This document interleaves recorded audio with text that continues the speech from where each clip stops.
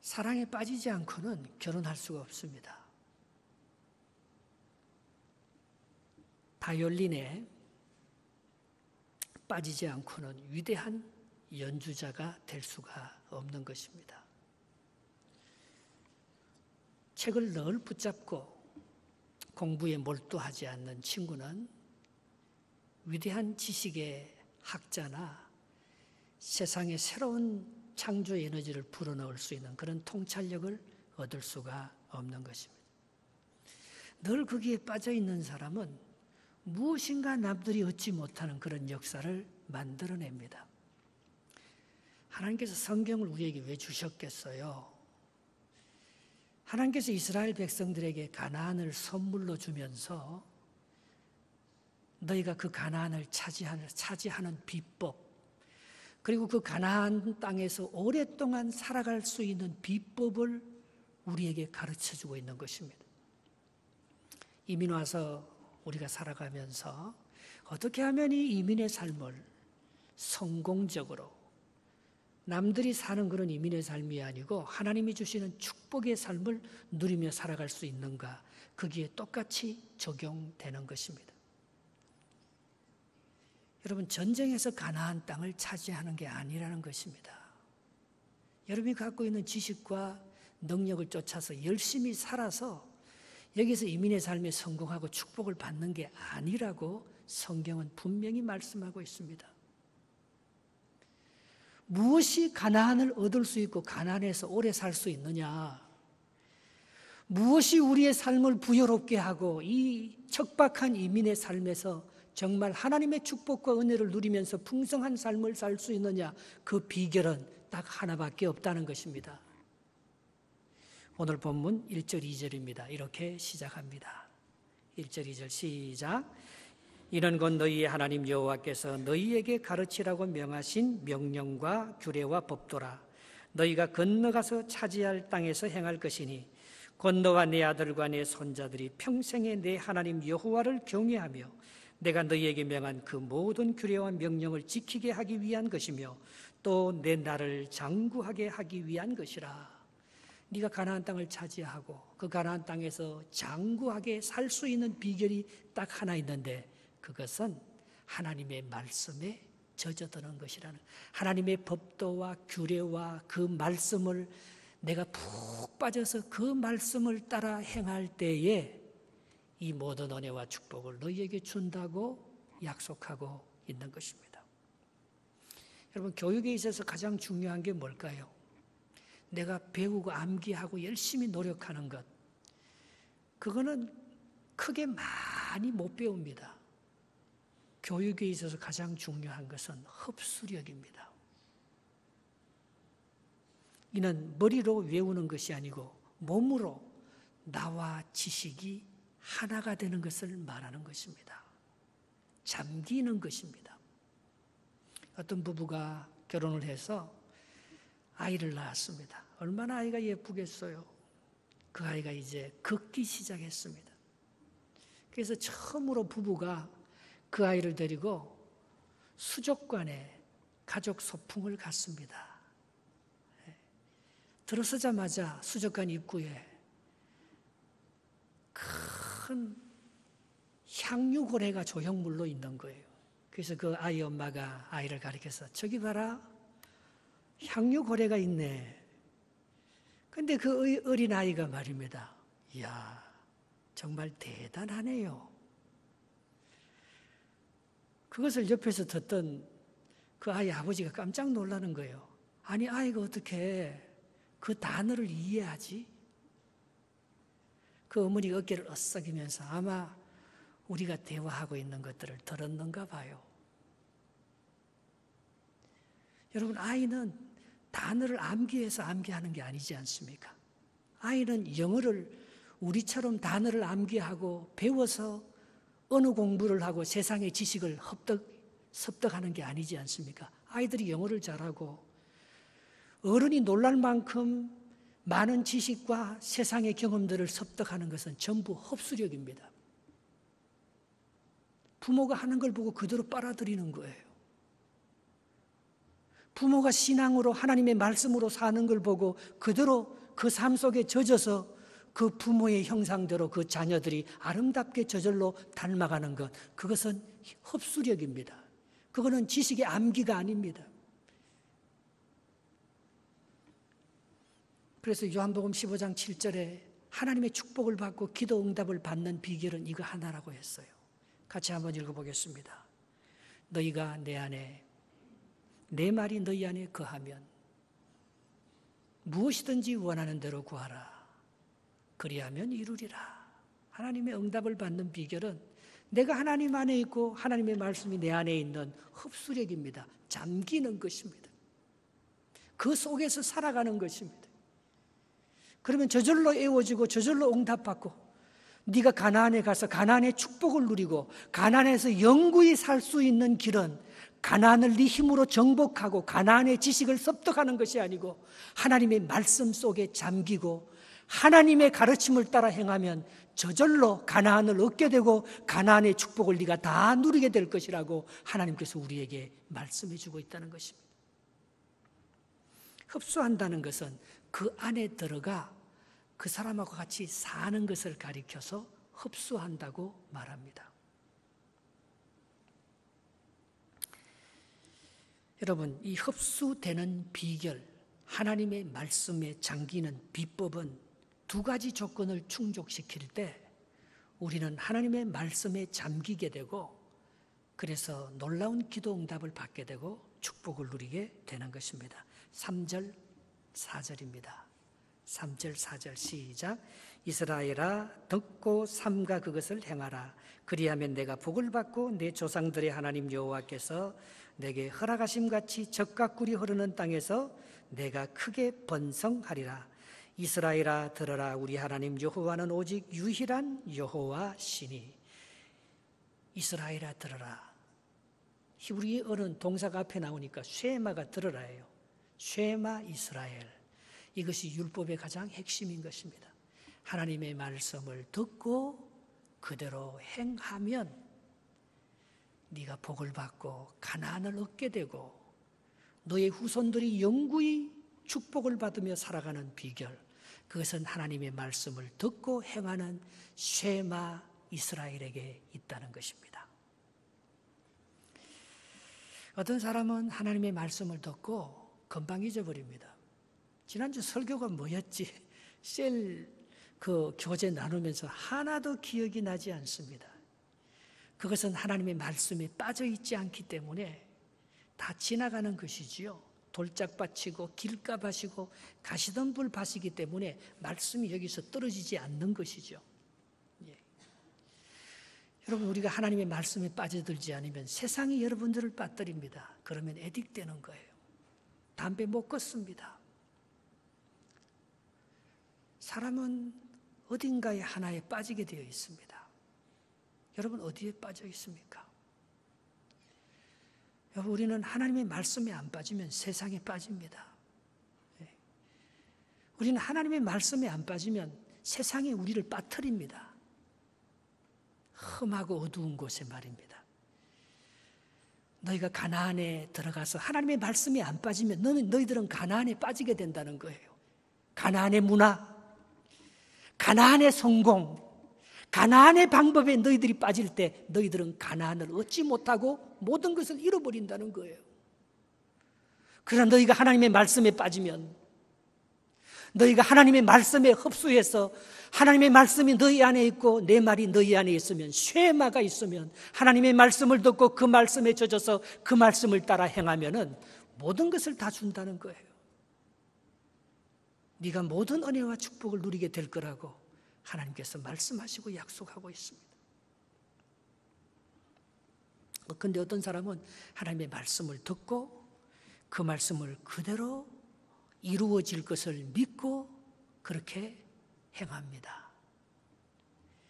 그러면 하나님과 내가 하나가 되어서 내가 하나님께 젖어서 살아가는 그런 축복을 받게 된다는 것입니다. 이렇게 후자처럼 하나님의 말씀을 받고 그리고 행할 때 그 복음의 씨앗이 옥토에 떨어진 씨가 되어서 30배, 60배, 100배의 열매를 맺고 복음의 역사가 일어나는 거예요. 마태복음 13장에 씨 뿌리는 부위에서 마지막 22절 축복의 옥토를 얘기하면서 이렇게 얘기합니다. 같이 한번 읽어보겠습니다. 좋은 땅에 뿌려졌다는 것은 말씀을 듣고 깨닫는 자니, 이게 하나님 안에 내가 거하면서 말씀에 젖어 있다는 거예요. 그런 사람은 결실하여 어떤 것은 100배, 어떤 것은 60배, 어떤 것은 30배가 되느니라. 내가 말씀을 듣고 깨달아지면 내 마음속에 남아 있습니다. 젖어 있습니다. 하나님의 말씀이 나를 주관합니다. 세상의 방법이 나를 다스리지 못하고 세상의 잘못된 것에 애딕되어 중독되어서 그게 끌려다니지 아니하고 하나님의 말씀의 사람이 되어서 모든 것을 극복해 나가는 사람이 되는 것입니다. 우리 민족은요 950번의 외침을 받았습니다. 평균 5년에 한 번씩, 5,000년의 역사 속에서 3년 내지 5년에 한 번씩 우리는 주인이 계속해서 바뀌는 거예요. 우리를 지배하고 다스리는 이 민족들의 끊임없는 침입 속에서 우리는 이쪽에 붙을 것인가 저쪽에 붙을 것인가 그렇게 고민하며 눈치 보며 살아온 민족이 우리 민족입니다. 여러분, 아브라함이 가나안 땅에 딱 들어가니까 가나안의 눈치를 봐야 되잖아요. 그런데 인류 최초의 전쟁이 아브라함 시대에 있었습니다. 그것은 아브라함의 조카 롯이 소돔과 고모라 성으로 이동하고 난 후에 소돔과 고모라 성을 중심으로 한 남부 5개 연합국가와 북쪽 동방에 있는 이란과 이라크를 중심으로 한 북쪽 4개의 그 동맹국가 그 사해 바다 근처에서 치열한 전쟁이 있었는데 그때 남쪽이 접니다. 북쪽의 맹주인 그돌라오멜이 남쪽에 있는 모든 소돔 왕과 그리고 롯까지 다 포로로 잡아갔습니다. 그 군사가 수만 명에 이릅니다. 그런데 아브라함이 기도하면서 조카 롯을 구해야 되겠다는 생각을 합니다. 아브라함이 기르는 사병이 있었습니다. 가신 318명입니다. 아브라함은 부족 국가의 족장이에요. 아브라함이 시시한 사람이 아니었어요. 그때는 300명, 500명의 군대를 갖고 있으면은 그것은 부족 국가의 하나의 시족이고 왕입니다. 아브라함이 가난하지 않습니다. 그런데 아무리 아브라함이 강해도 북쪽에 4개의 나라가 그돌라오멜을 중심으로 합친 그 4개의 동맹 국가들을 대항해서 싸우기는 역부족인데 그가 밤에 게릴라전을 펴서 몰래 침입해서 그 그돌라오멜의 그 진영 본부에 들어가서 롯을 구해갖고 옵니다. 얼마나 두려웠겠어요. 보복이 얼마나 두려워서 잠을 자지 못합니다. 아브라함이. 야, 내가 이 가나안 땅에서 계속 살아갈 수 있을까? 저들이 저렇게 전쟁에서 지고 그리고 포로를 이렇게 빼앗아 왔었을 때 사람들이 너무 놀래갖고 소돔 왕과 영원한 하나님의 제사장 멜기세덱이 와서 그 아브라함이 전쟁에서 이긴 것을 자기가 5나라가 합쳐서 이기지도 못한 그 전쟁을 아브라함 한 사람이 318명의 가신들 사병을 데리고 가서 그 전쟁을 다시 엎어서 포로를 다 빼앗아 오니까 그 전리물과 그 포로들을 보면서 너무나 놀라면서 아브라함을 축복하고 아브라함의 한 그 전쟁의 역사에 대해서 놀라는 것을 볼 수 있습니다. 어떻게 아브라함이 이걸 가능하게 할 수 있었겠습니까?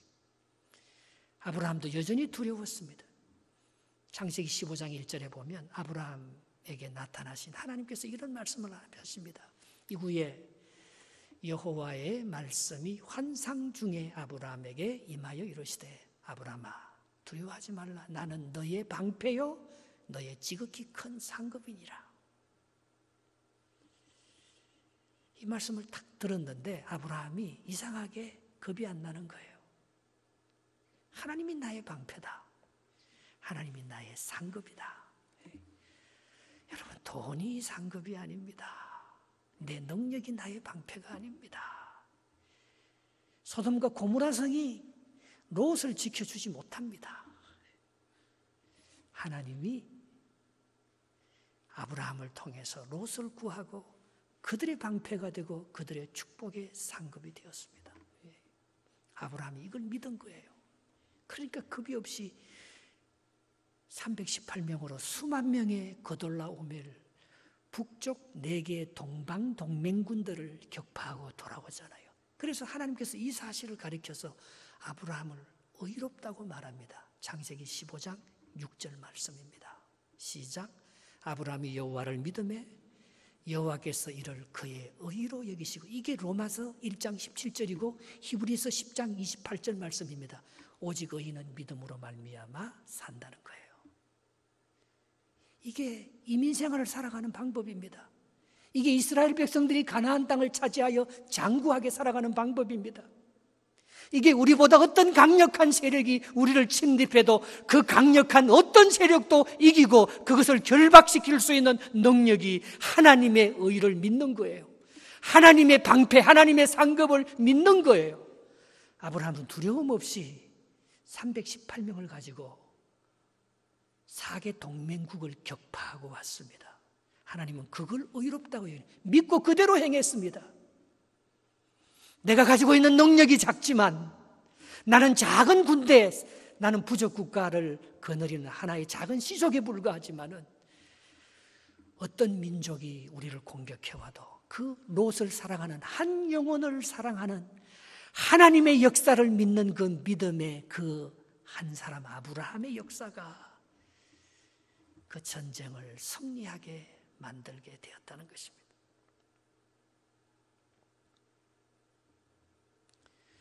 우리가 하나님의 말씀을 듣고 잠기게 하는 것은 내가 아닙니다. 내 능력이 아닙니다.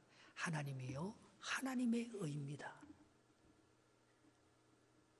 우리는 그때 세상이 겁나지 않습니다. 아마존닷컴이요, 1997년에 주가가 1불 80센트라고 그래요. 그런데 20년이 지난 2017년 지금 아마존닷컴, 인터넷 쇼핑을 자기가 개발한 거예요. 그런데 보통 인터넷 쇼핑하고 다르게 아마존은 뭘 생각했는가 하면 무료 배송을 생각했습니다. 쇼핑을 앞으로는 인터넷으로 사람들이 하게 된다. 그리고 인터넷으로 봤는데 물건이 내 마음에 안 들면 얼마든지 바꿀 수 있는 무료 배송, 얼마든지 반송하면 받아주는. 그런데 지금 1불 80센트 하는 아마존 주가가 요즘 최근에 아마존의 주가가 1,000불 합니다. 한 주에. 그때 100주를 사서 1,800불의 아마존 주가를 산 사람들은 지금은 115만 불을 누리고. 나는 우리 젊은이들이 말입니다, 어디 큰 회사에 취직만 되고 뭐 남의 밑에 가서 일만 하는 거, 물론 그거 좀 배워야 되겠죠. 그거 배워서 나는 우리 젊은이들이 좀 창업을 했으면 좋겠어요. 아브라함처럼 말입니다. 세상을 겁내지 아니하고 하나님의 역사를 믿으면서 이 세상에 하나님의 복음과 나라를 세우기 위해서 위대한 창업의 역사에 좀 도전할 수 있는 그런 젊은이들이, 뭐 애플이 처음부터 큰 회사였나요? 이번에 제가 주방을 고치면서 말입니다, 카운터탑도 바꾸고 그 아이케아에 가서 이 부엌 캐비넷도 다 바꾸고 이렇게 하다 보니까 옛날에 쓰던 부엌 어플라이언스들이 너무 낡고 오래된 거예요. 그래서 이번에 그 삼성 스토브로 오븐을 하나 바꾸었습니다. 근데 홈데포 가서 오븐을 하나 사왔는데 보니까 3일 지나고 나서 홈데포에서 요즘요 10% 세일한다는 거예요. 그래서 지난 3일 전에 내가 샀는 그 홈데포 그 삼성 스토브를요, 그걸 취소했어요. 왜? 내가 더 비싸게 주고 샀으니까. 그래서 이제 10% 세일한다니까. 그래서 10% 세일한 물건을 다시 그걸 반납하고 한다니까 물건이, 삼성 물건이 없는 거예요. 7월 중순 이후라 돼야지만 내가 그것을 구할 수 있다는 거예요. 그런데 집에 가끔 이 비버 이 플라이가 날라오잖아요. 플라이가. 저는 플라이를 뭐 한 번도 본 적은 없는데, 이 삼성 오븐이, 이때까지 저는 삼성 스토브를 한 번도 써본 적은 없어요. 근데 여기 홈데포 가서 쭉 보니까 이야, 삼성께 뭔가 달라도 다른 거예요, 이상하게. 그래서 삼성 오븐을 하나 가졌으면 좋겠다, 내 마음의 소원이었어요. 근데 그 플라이를 보는데요, 저기 브램톤 말톤에서 말입니다, 3일 동안 큰 웨어하우스를 불려서 세일을 한다는 거예요. 근데 그게 보니까 내가 여기서 살리는 삼성 오븐은요 거의 1,000불이에요. 근데 거기는 500불로 나와 있는 거예요. 얼마나 쌉니까? 반값이니까. 그래서 트럭을 빌려서 거기 말톤에 갔어요. 하웨이 사고 410하고 대리 만나는 그 지점에 가니까 저는 깜짝 놀랐어요. 인도 사람이 하는 거예요. 인도 시크 교도예요. 빨간 이 티셔츠를 다 입고 머리에는 초록색 터반을 쫙 두른 인도 사람들이요, 코스코보다도 더 조직적으로 1년에 3차례 한대요. 3일 동안. 아니, 시중에 아무리 삼성 본사에 전화해도 없다는 그 삼성 스토브가 거긴 있는 거예요. 이 시크 교도들은요, 인도에서 펀잡 지방, 인도 인구의 3%에 불과합니다. 전 세계 시크 교도들은 2,500만이 불과합니다. 그 시크 교도들이 하나같이 아주 잘생겼대요. 키도 크고 다 수염을 이렇게 길. 우리 캐나다에 있는 시크 교도들은요, 이 경찰이나 군인들도 터반을 쓰게 하고 이 수염을 기르게 합니다. 미국은 안 돼요. 왜? 방독면을 못 쓰니까, 그게 있으면. 그래서 미국의 시크 교도들은 그게 허락이 안 되는데, 그래서 미국의 시크 교도들은 군인이나 경찰이 안 되는데, 지금 우리 캐나다 국방장관이 시크 교도잖아요. 저는 깜짝 놀랐어요. 어떻게 이 사람이 5살에 이민 왔대요, 캐나다에. 아버지 따라서. 이 사람도 펀잡 지방에 살고 있었는데, 이분이 아프간 전투에 나가면서 이 펀잡, 이 시크 교도들은요, 힌두교하고 이슬람 종교의 혼합 종교입니다. 그래서 이 아프간에서, 아프간이 힌두교, 이슬람이잖아요. 그걸 잘 이용해서 이 사람이 캐나다가 이 아프간 전투를 하는데 부딪히지도 않고 그들과 조화를 이루면서 혁혁한 공을 세웠다고. 이번에 자유당 정권에서 이 시크 교도, 그 친구 이름이 하지트 사잔이라, 하지트 사잔, 캐나다 국방장관 5살에 아버지의 손을 잡고 이민 왔대요. 야, 그래서 제가 그 조직을 보고 놀란 거예요. 그 브람톤 그쪽에 사는 사람들은 굉장히 가난한 사람들입니다. 구름대처럼 와서 그걸 사는 거예요. 야, 얘들이 무슨 힘이 있어서 비즈니스를 이렇게 잘하나. 그렇게 코스코가 하나도 안 부러울 정도로 그렇게 시크 교도들이 앞에 들어오는 주차장부터 시작해서 체크해서 마지막 물건을 보내면서 하는 그 모든 것들을 조직적으로 운영하는데 하나의 큰 공동체였어요. 그러니까 이 친구들이 캐나다에 와서 우리하고 똑같은 이민 1세인데 국방장관을 하는 거 보십시오.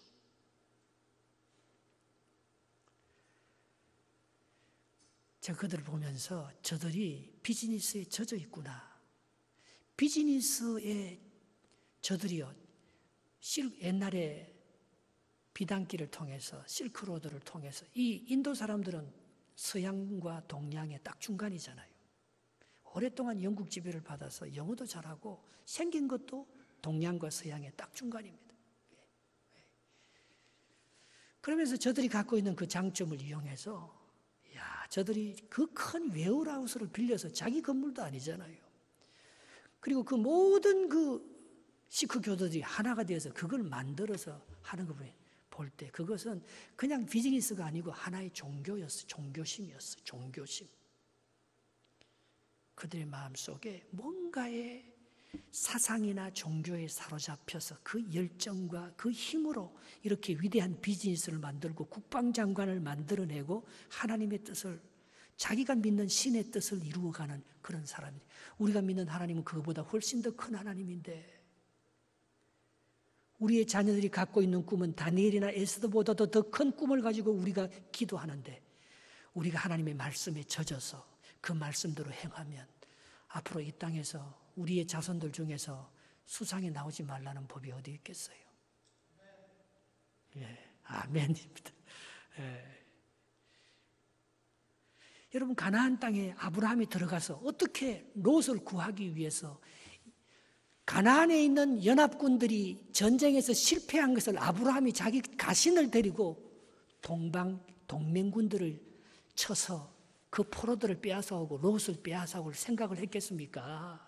그게 하나님의 능력을 믿고 하나님의 말씀에 젖어 있지 않으면 어떻게 감히 그 일을 두려워서 못하지요. 두려워서 손해볼까 봐 내 목숨 아까워서 못하지요.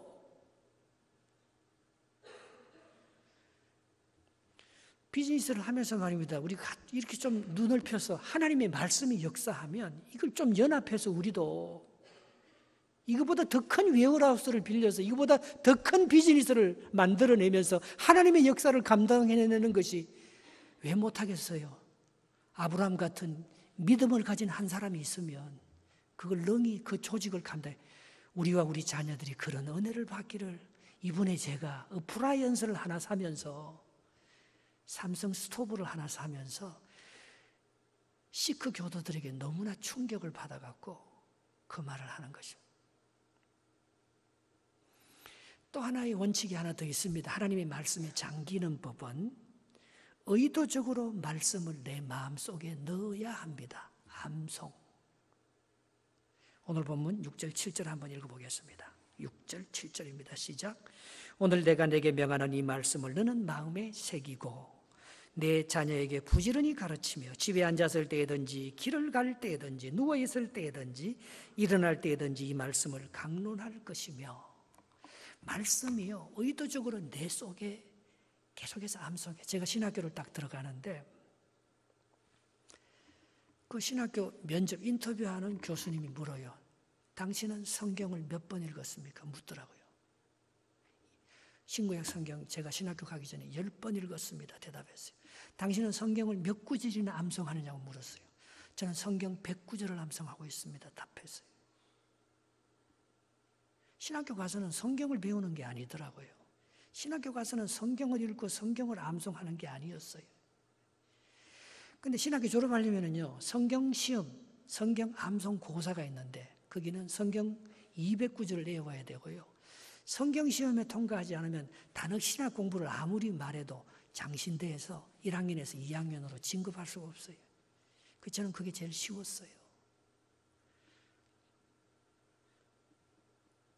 제가 직장생활 하면서 하나님의 말씀이 왜 그렇게 달고 좋던지 늘 말씀을 외우기를 기뻐했거든요. 이번에 그 박경건, 김소연 집사님이 우리 교회를 다녀갔습니다. 아들이 여기 워터루 대학을 나와서 좋은 회사에 취직되었는데 이번에 호주로 또 발령이 났어요. 그래서 그 짐 정리를 해주려고 그 아버지가 왔는데 그분이 7년 전에 우리 교회를 다니면서 엘림 찬양단 단장이었어요. 그분이 엘림 찬양단 할 때 아주 엘림 찬양단이 참 좋았어요. 동신교회를 어떻게 지난번에 한국 갔을 때도 알고 저를 부르더라고요.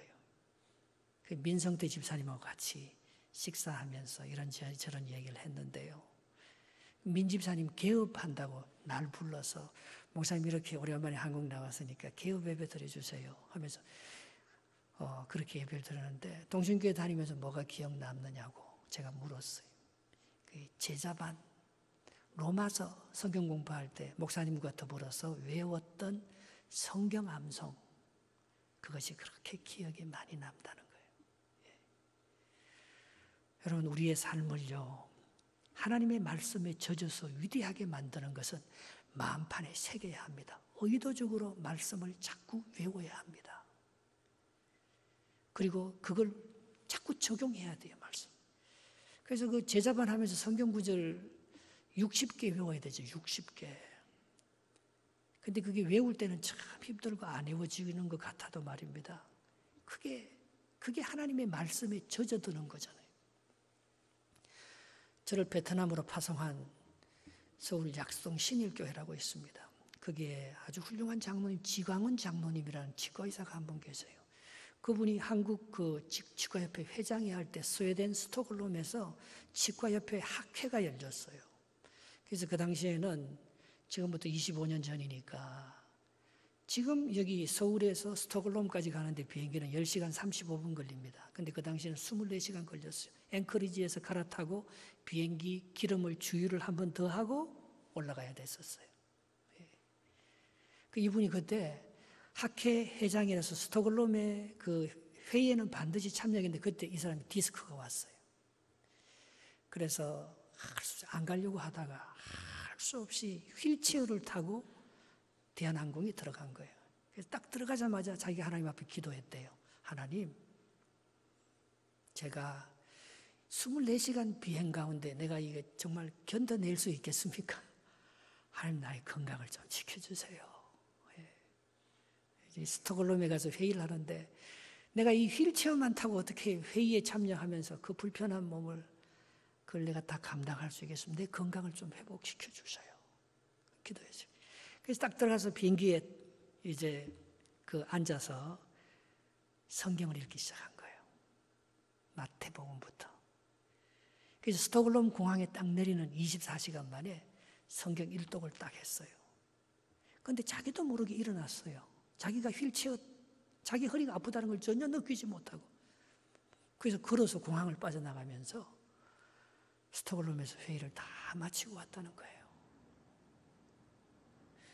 여러분, 우리가 하나님의 말씀의 능력을 믿는다면 우리는 세상이 겁나지 않을 것입니다. 김진홍 목사님이 원래 운동권 목사였잖아요. 그분이 목사가 되어도 자기는 신학교를 졸업해도 자기는 한 번도 성경을 읽어본 적이 없대요. 운동권 목사니까 행동파니까 앞에 나가서 맨날 데모하지 자기는 한 번도 성경을 읽어본 경험이 없어요. 근데 이제 갇혀서 감옥에 들어가니까 다른 책은 못 읽게, 다른 사상적인 책은 못 읽게 하니까 성경책만, 자기는 목사가 되어서 처음으로 감옥에 갇혀서 처음으로 성경을 한번 읽어봤다는 거예요. 근데 성경을 읽는데 어느 날 성경이 글씨가 자기 앞에서 툭 튀어 올라나와서 막 걸어가더래요. 히브리서 4장 12절 말씀입니다. 같이 한번 읽어보겠습니다. 하나님의 말씀은 살아있고 활력이 있어 자구의 날선 어떤 검보다 예리하여 혼과 영과 및 관절과 골수로 찔러 쪼개기까지 하며 또 마음의 생각과 뜻을 판단하나니.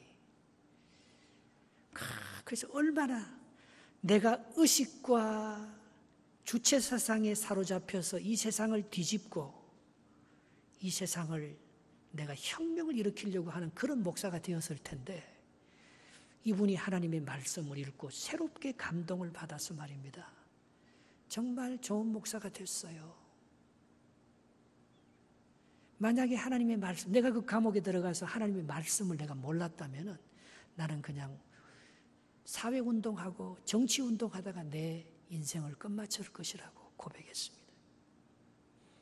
하나님의 말씀은 살았고 운동력이 있어 좌우의 날선 어떤 검보다 예리하여 우리의 혼과 영과 관절과 골수를 찔러 쪼개기까지 하며 우리의 마음의 생각과 뜻을 다 감찰하고 판단한다 했어요. 여러분, 우리가 이번에 창립 20주년을 맞이하면서 여러분들에게 정말 주고 싶은 축복 하나는 성경 일독입니다. 24시간만 하면 신약 일독합니다. 3일간 일주일만 마음 잡고 읽으면 구약까지 다 일독합니다.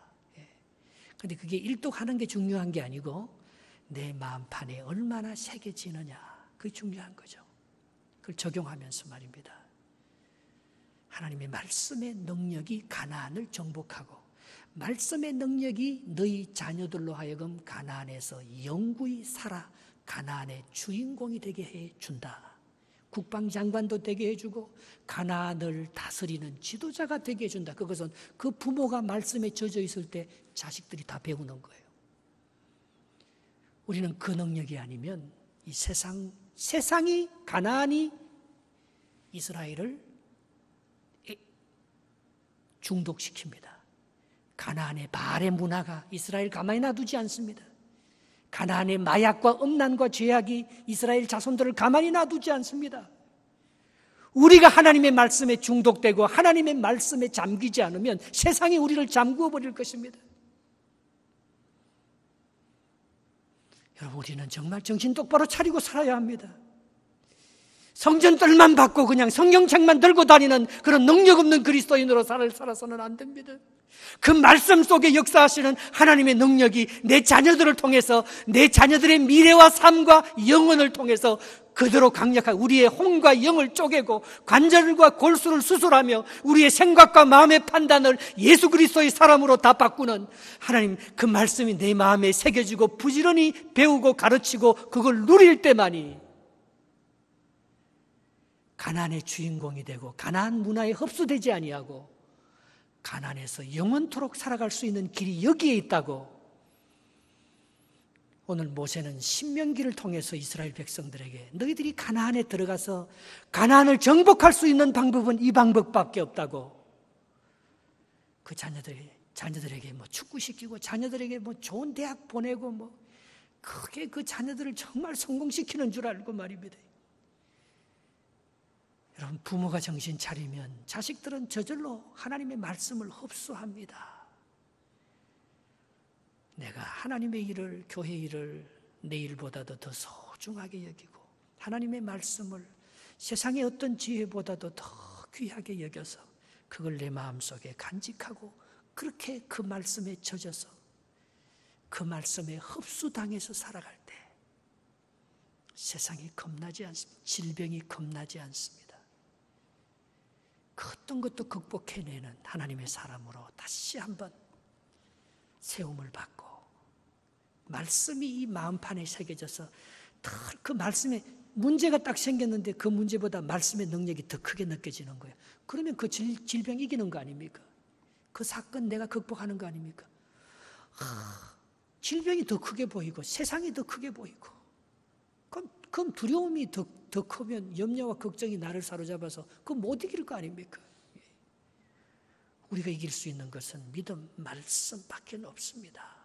오늘 그 말씀을 딱 붙잡고 세상이 다윗처럼 말입니다. 너는 칼과 창을 가지고 나오느냐? 나는 만군의 하나님 여호와의 이름으로 하나님의 말씀의 검을 가지고 너 같은 것 아무것도 아닌 줄 안다. 아브라함처럼 그런 신앙을 가지고